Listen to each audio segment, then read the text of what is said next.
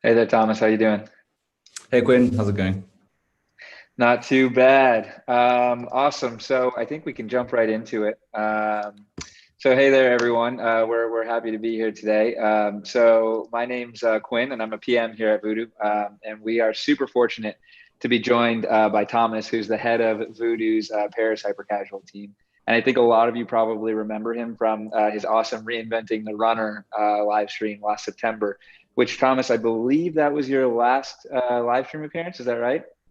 Yeah, exactly. But it's great to be back and to be able to chat with everybody again. So hi, hey guys, and hey Quinn, thanks for having me.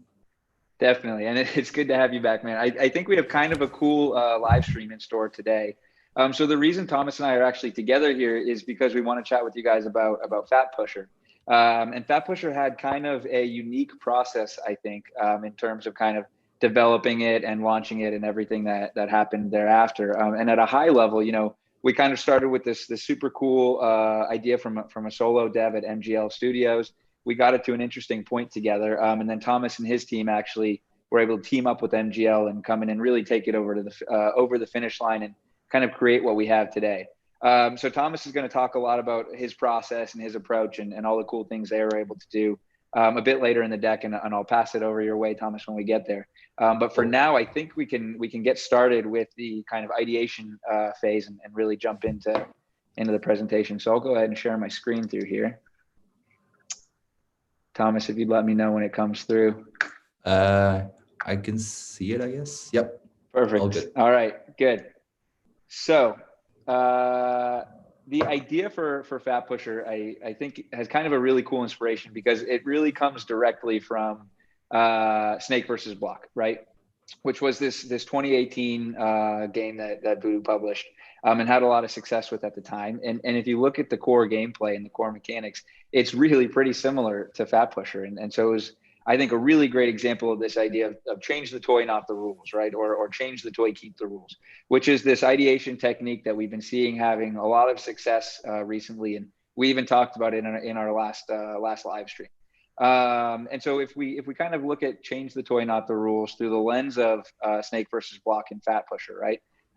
We have Snake versus Block, which is from 2018, 2, 3 years ago now, and a lot has changed in the hyper casual space since then. It's 2D and it's really kind of a more abstract game. I mean, it's not even a real snake at the end of the day, right? But and there's a big but here. It's a proven gameplay with a proven core mechanic, right? It was published, it was a hit, and it had success. So the dev's goal here was to really take this gameplay and refresh it for 2020. And he did that by focusing on adding innovation to a couple kind of really key specific parts of the game. So he innovated on the artwork. Obviously, he made it more 2020. He made it 3D. He added a more realistic humanoid character, which we know always really helps with CPI because the ad viewer is able to kind of relate to the character and see themselves in the gameplay.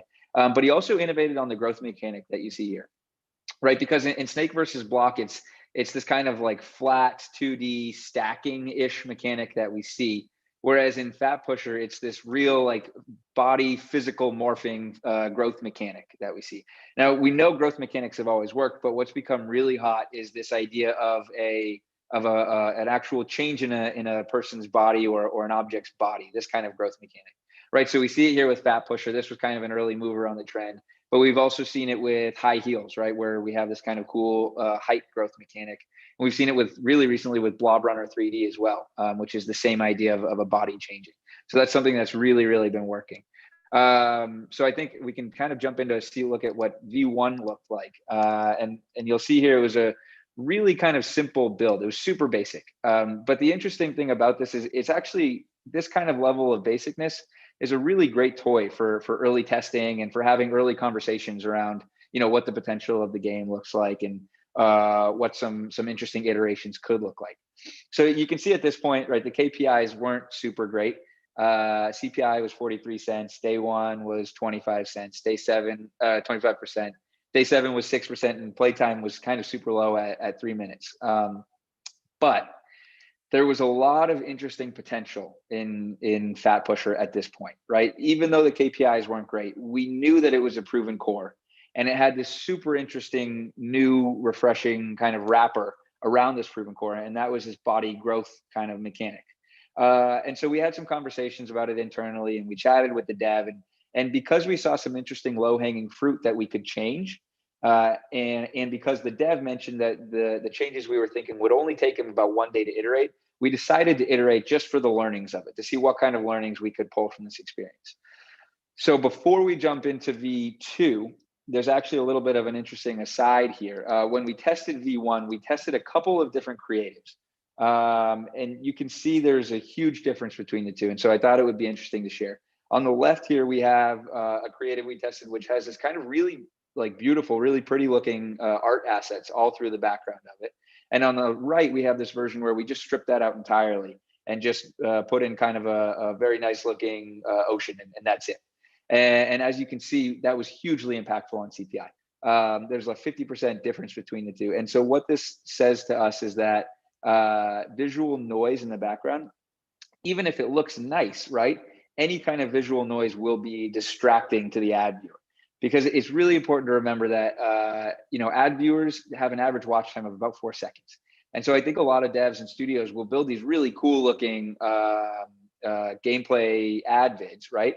That are 15, 20 seconds long. But the sad truth of it is that the ad viewer is only watching the first 4 seconds of your gameplay. And if there's anything whatsoever that distracts them from the core mechanic or the core gameplay, they're going to be confused and they're just going to keep on scrolling. So it's super important here to strip out any kind of distraction. And I think that this is really exemplary of that, because it resulted in this huge decrease in CPI. Anyways, with that being said, back to V2 here. So we had really two problems to solve with V2. Our CPI was high. CPI in V1 was 43 cents, and our retention was low. Day one was only 25%.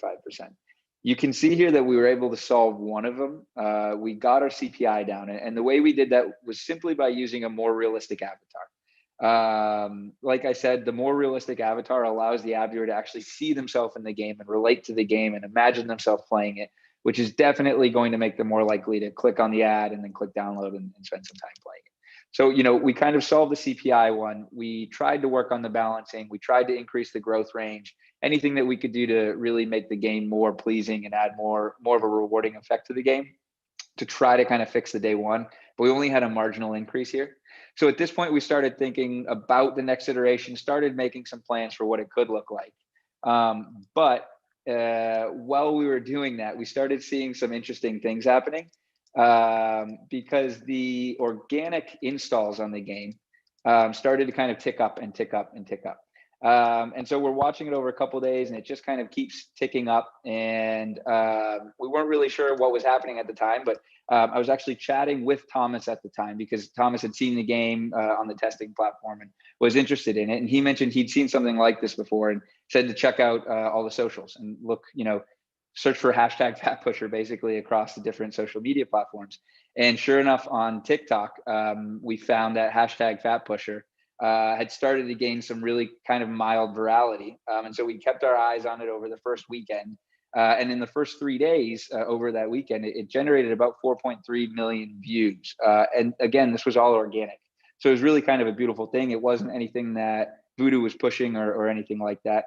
We kept watching, and by the end of the first week, it had done about 12 million views. So at this point in time, we knew we had something really interesting here, and we knew we had to move really, really quick to try to take advantage of this organic virality that we were seeing on TikTok. So because Thomas and his team were interested in the game in the first place, we were able to leverage this really cool cooperation package that we have at Voodoo called co-production, where we brought Thomas and his team in to run with things for MGL Studio to really let us move quickly, optimize fast, and launch quickly. So we ran it by MGL, and he was more than interested in this idea of co-production. And so we're able to do some cool things with it. And I'll actually pass it over to Thomas at this point to chat about what they were able to do. Thanks a lot, Quinn, for the presentation and the introduction. Definitely, we were super fortunate to work on the game with such a cool team. MGL Studios were very, very happy to kind of partner up with us and to work together on something that we thought could be successful when we saw the KPIs of the game and the state of the game. and they were also very creative in order to get it up to those good KPIs in terms of CPI and interesting, first basis. So we thought that we could bring a lot to the table in launching the game and adding some features for retention and kind of leveraging this great amount of kind of UA potential through virality. So we started working on it with the studio and two main developers in my studio, Vincent and Rico. And the kind of first step that we saw was that virality has a tendency to increase the retention numbers, because people are coming into the game and they're playing it because they think it's fun. And so when you have virality, you have a tendency to increase the retention numbers. After a few days of virality, we saw that the actual retention numbers that we had and that we needed to increase were about 30 day 1, 6 day 7. And however, the CPI with this new version that MGL Studio did visually was looking really good, around 19 cents. This was changed by adding a 45-degree camera angle instead of straight from the back, increasing the height of the blocks that you actually have to push and making them a lot clearer with the color scheme, and just in general more obvious what you have to do, what is a good action, a bad action, and just in general added quite a lot of more polish to the level design and everything. So all that together got us to a point where we think, okay, we can springboard after this, we can consider iterating on this because of virality, interesting CPI, and potential for retention. So if you can just move to the next slide, if possible, Quinn, sorry. Thanks a lot. So essentially, there's 4 main things that the team did in order to increase retention on the game. Once we had launched it, the first thing was the level design in our mind was interesting, but it was too hard. There were too many moments where the game would lock you. There were too many things which were unclear. So we decided to take some time to completely rework the whole level design of the game and make a flow which was way more progressive for the player, and with more variety. So we added some level design, we added choices. If you can see in the game today, there's all these little different options, these little walls that prevent you from going left and right and force you into kind of funnels, because we thought that would make the game replayable. And lucky for us, it did, and we had good impact on the retention and monetization with that. Once we had worked on the level design and we had like a core basis of the game that we were happy with, the next step was to consider how we could make it just overall more fun. Like, we have a good foundation, it's still a little bit dry, it's still a little bit repetitive, so how can we increase the fun of the game? And we decided to rework the fever mode that MGL Studio had put into the game, because the way that they had done it was the more you would push blocks just in general, the more you would fill up a fever meter. And once you were at the end of your fever meter, which was a different meter from your weight meter, which you can see right now on just above the character, right, fattest, fat, normal, and skinny. So it was a separate one, and you would activate the fever, whatever would happen. For us, it was a little bit confusing to have 2 different meters, and not a specific action required to fill it up. So if you open the game today, you'll see that what we added was in fact something where we really wanted to reward the player for making the right choices. So pushing the lowest possible blocks. And this was enabled actually by a feature which we hadn't imagined, but MGL Studio had imagined, which was to actually cap the amount of food that you were capable of getting. So there is a maximum size your character can be.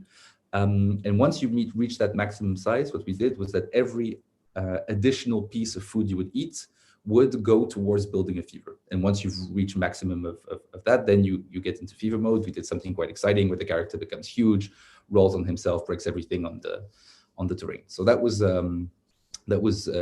quite an impressive increase in retention, actually. And then the final thing that we did was to rework the ending. Conceptually, I think that the ending from MGL Studios was the right one. The bigger you were at the end of the level, the more score you would get. So that seemed like absolutely ideal in the case of a game like this, which is like a resource runner, right? You collect as much resources as possible, you consume as little as you possibly can. So the ultimate reward is that you've played in a way which then leaves you with as many resources as possible. But instead of having something a bit slow, a bit unclear, we decided just to turn up the dial to 11. And if you open the game today and play to the end of the level, you will see there's this huge kind of staircase that goes into the sky. And if you're really big, you're going to absolutely catapult yourself through the sky, which is much more exciting than something a little bit more low key. And we think also that kind of fits better with the slightly absurd, slightly comedic vibe of the game, which is something we really wanted to insist on. You know, you have a character which is eating pumpkins and burgers and pizza and getting big and then getting small. There's obviously something quite cartoonish about this, and we wanted to kind of insist on that. This took about a month and a half to make. We worked really hard, and I want again to thank the developers who had worked on the game, but also all of the UA team and marketing team that pushed really hard for the creatives, and the influencer team that worked, that also helped us to identify what was working on TikTok at the time.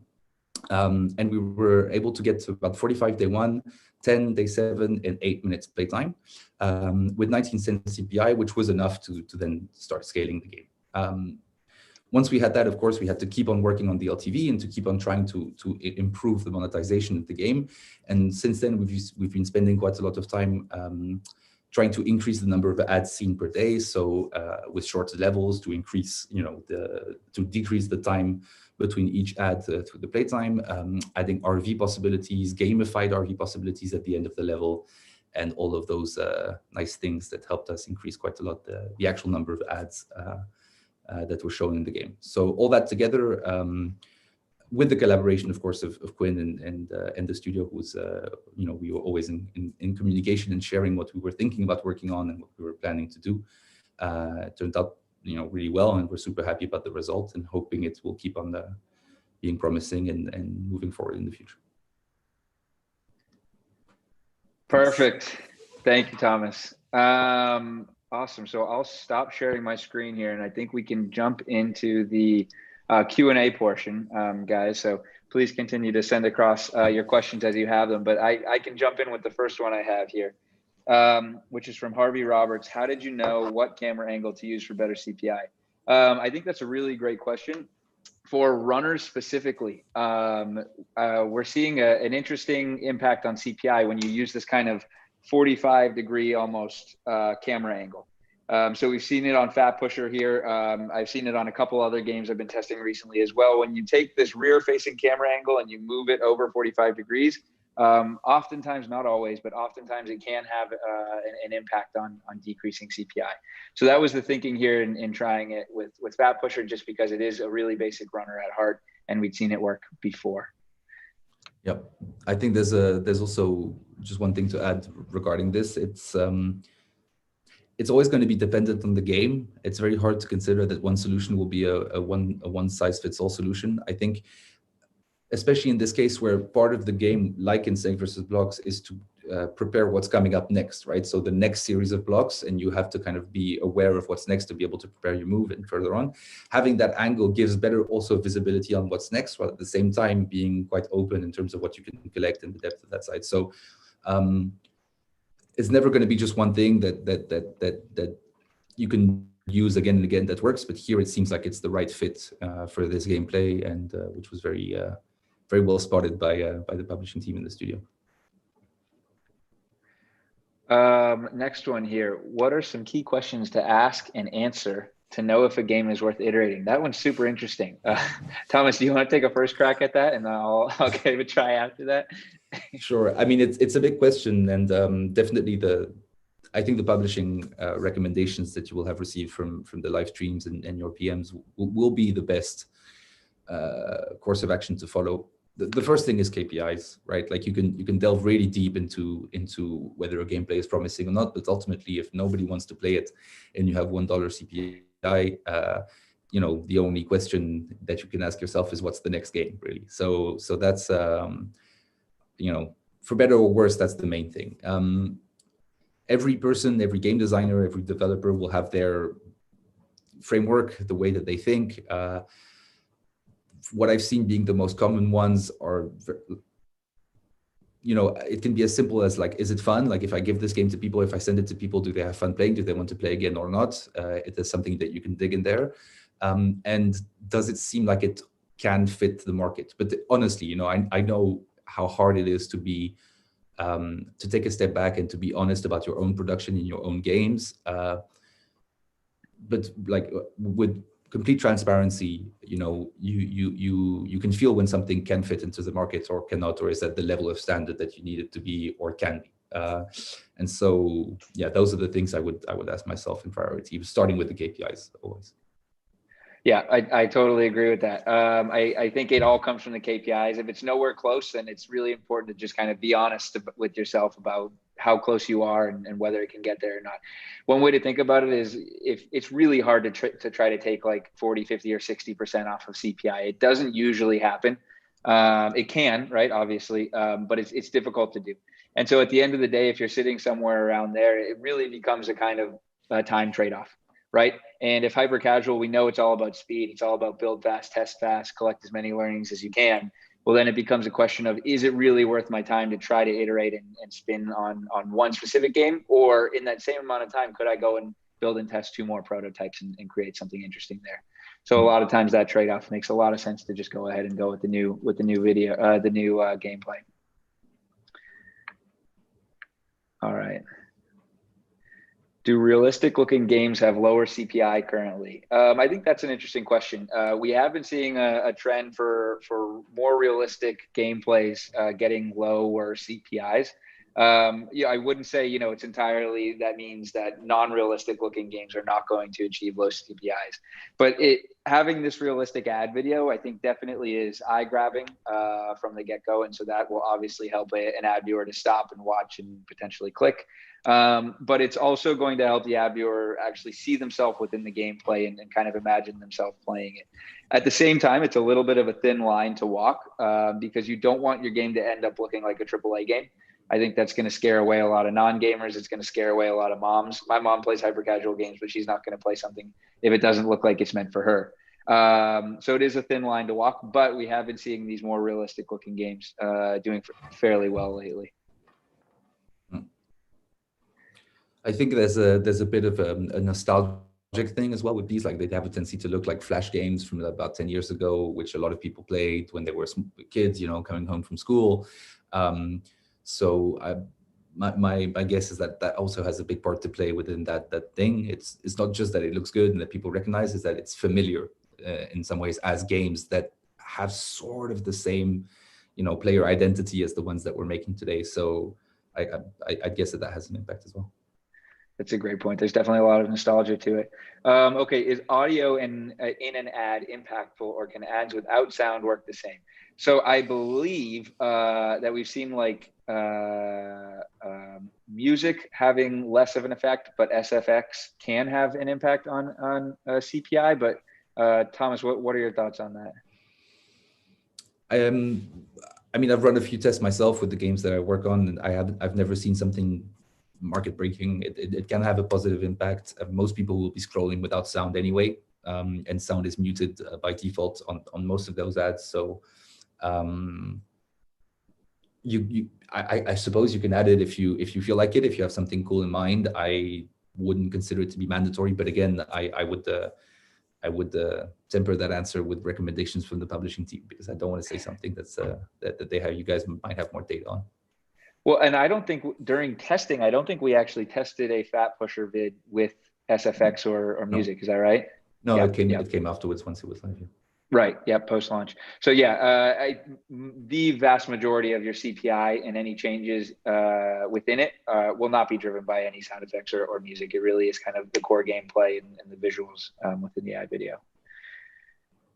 All right. If realistic looking characters worked, why do some hit games like Stair Run not use it, or didn't even try a realistic one? I think it's just because every game is different at the end of the day, right? And something like Stair Run was already achieving super low CPI with this non-realistic looking character, right? So for some games it has an impact, and some games I think they don't necessarily need it. But when you have a game that's struggling, it's always worth trying different things, right?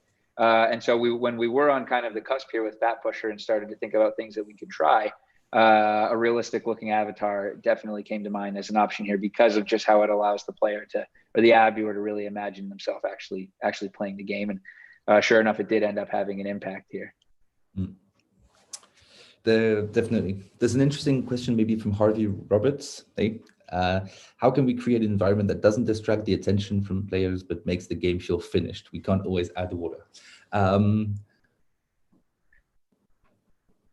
It's a really great question. I think there's multiple ways that you can look at it. First of all, most games that you see in the top charts don't necessarily have that finished environment.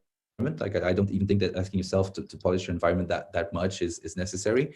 The most important thing is clarity and good color contrast. And it loops back also to another question earlier that somebody asked, which was about why is the ground dark in Fat Pusher versus all of those other things. It's just about contrast and having good identification of what the objective of the game is. So my recommendation is to try a lot of stuff, but just don't go too far into it. Don't add trees that block the camera. Don't add a street or a cityscape if it's not necessary for your gameplay. Gameplay first is a lot about that, and it's one of the main guidelines that we have here. So I think it's still very much relevant, even if some games are starting to have a little bit more production value. It doesn't change the fact that the best ones still just focus on the gameplay, make it super clear. Yeah, I think that's so true, and there can be sometimes an issue of confusing polish with things that don't actually really add to the gameplay or can even take away from the gameplay. And so when trying to maybe polish a game, if you think it needs it, you've got to be super careful not to do anything that's actually going to kind of crush your stats in the wrong direction. Right, like how we saw the visual background noise in Fat Pusher. You could argue that makes it look more visually pleasing, for as an outside viewer. It might look more polished when you had all that cityscape in the background, but it really wasn't, because it actually produced a higher CPI than just having the water in. So it's definitely kind of a thin line to walk there. But it's something that can help, but it's important to read the stats right. And if you're continually getting the same CPI, more polish probably isn't going to actually produce a lower CPI here. Yeah, there's a fun little thing that you can try and do, which I think can sometimes be interesting. Is if you squint, actually like properly squint at your phone, and you can still tell what's going on, it's fine. Just imagine people will be seeing a 4x5 square, probably pixelated video on Facebook, smaller than your camera, smaller than your Unity preview, or smaller than anything that you have on your computer or your phone. So people will be seeing a worse version of what you're making than what you're seeing, and they won't know the gameplay. So, always bear that in mind when you're sending out a video. Yeah, I think that's incredible advice. I think so many times, devs have these awesome setups at home with huge screens. And when you're creating your ad vid, you have it full screen on your screen. But you really have to keep in mind how small it's going to look when the ad viewer is watching it. It's not even going to take up the full size of their phone, because they're watching it within their Instagram feed or their Facebook feed. So it's even smaller than that. So it's super important to think about how small it's actually going to be, and whether your gameplay is going to show through clearly or not. Okay, I've got another question here.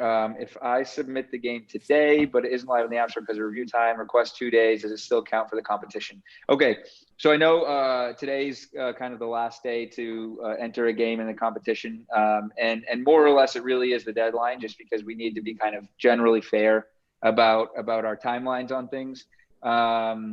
So today kind of is what it is. As interesting games come through, it's always worth looking at for us. And keep in mind too, when a game launches, it's still kind of a wonderful experience for all studios, regardless of whether it's in the competition or not. So interesting games are interesting games, regardless of what the timeline on them looks like or when they're submitted. Good point. I think maybe one last question. Perfect. Yeah.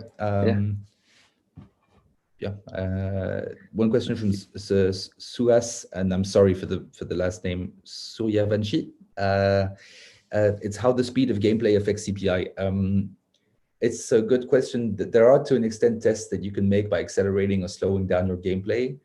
If you feel that you need to accelerate your gameplay for the CPI video to be interesting, there's a high chance that the game is boring, to put it simply. Like if you have that feeling, why is it something that you only have for CPI? Is your gut feeling as a game maker, game designer, game developer is important. You're making the game. If you feel like it works, then it's interesting. If you feel that something is wrong, then you need to fix it. And so of course, speed is going to impact CPI. Something that's super slow in certain types of gameplays will be really bad, and others it can be great. So I suppose it's a bit of a redundant answer, but it will depend on the game. However, the most important thing there is how you feel about it and how how people react to it when you're testing before you send out the test. So in general, slightly faster, slightly more dynamic is better. You want something that does catch the attention where stuff is happening on screen. You don't want it to be too fast because then that can be scary. So probably if you're asking this question, my guess would be you need to make it faster than it is today. Awesome. Nothing to add there, but I think this just about wraps up our live stream, guys. So huge thank you to everybody coming and watching and supporting and participating with your questions. Thomas, big thank you to you for coming and joining as well, man. Thanks for having me, Quinn. Thanks to everybody for tuning in, and it's always a pleasure to come back and do some live streams. Beautiful. Hope to see you again soon. Thank you, guys. Have a great day. Bye-bye.